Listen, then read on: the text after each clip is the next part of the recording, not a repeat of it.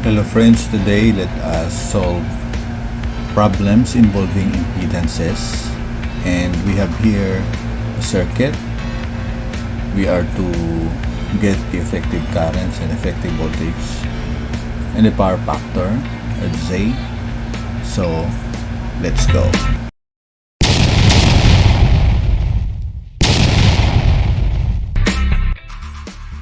Now the problem states that the impedance Z in the circuit shown below is 20 ohms.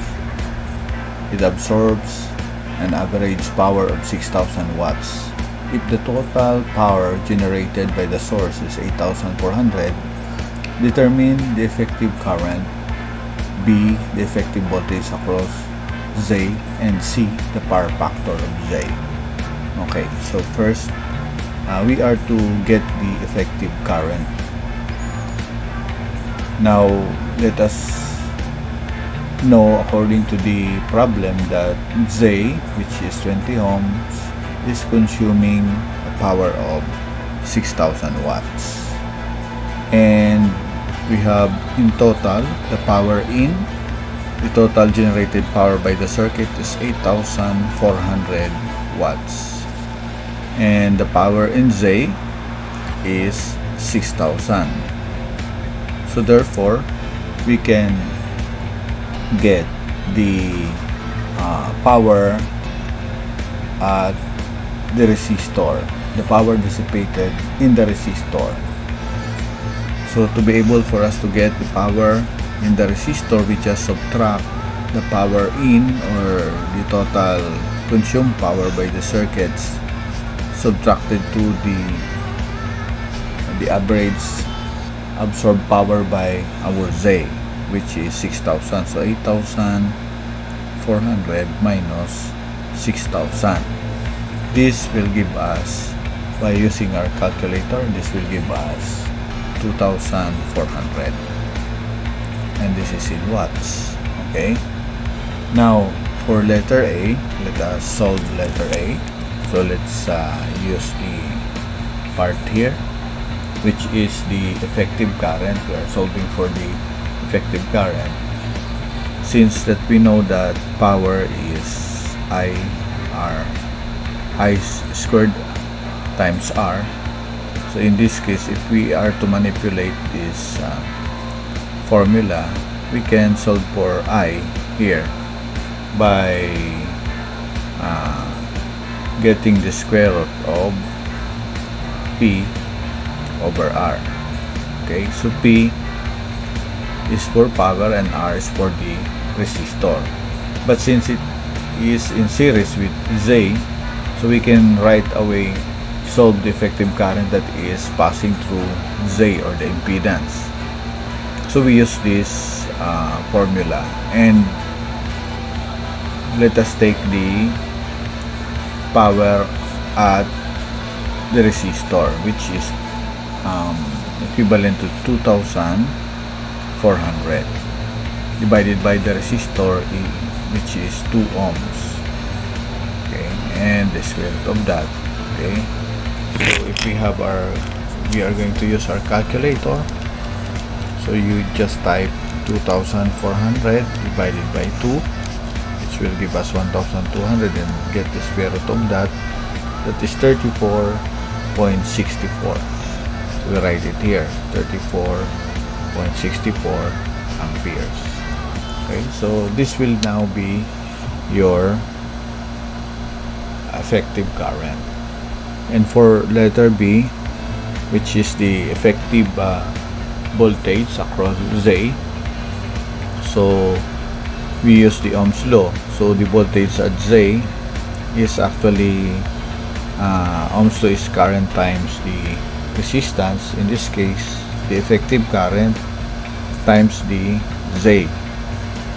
So the effective current is already solved, which is 34.64 amperes, and we will multiply this to Z, and Z is a value of 20 ohms according to the problem, so times 20.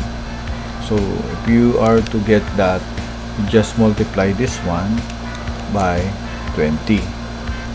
and it will give us 692.82, and this is in volts. Okay, so that will be the answer.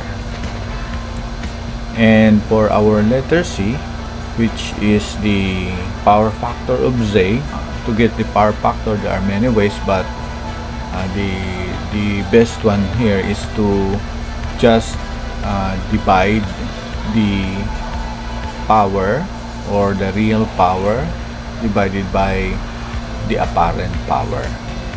So the real power that we have here is 6,000. The power at Z, 6,000. So we can write it as power factor, and the real power at Z over the apparent power.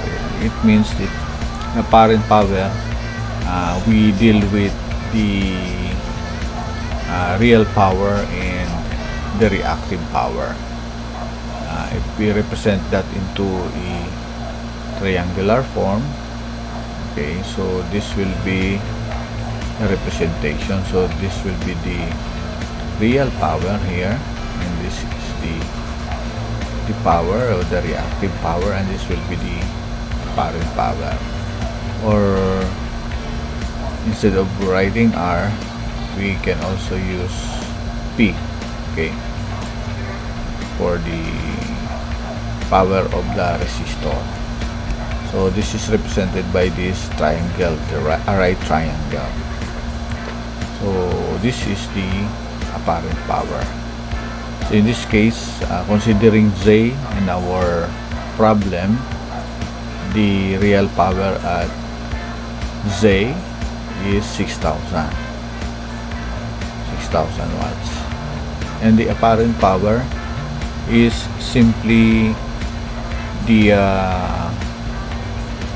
voltage at Z, which is 692.82 multiplied by, this is the voltage multiplied by the current, which is 34.64. okay, and if you have your calculator, okay, that will be 6,000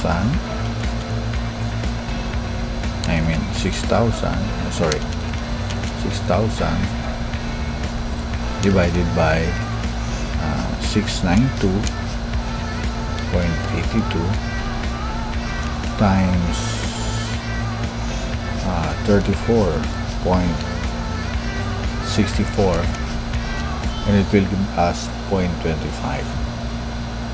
So this will be the power factor. So this solves this problem. So thank you so much for watching this video.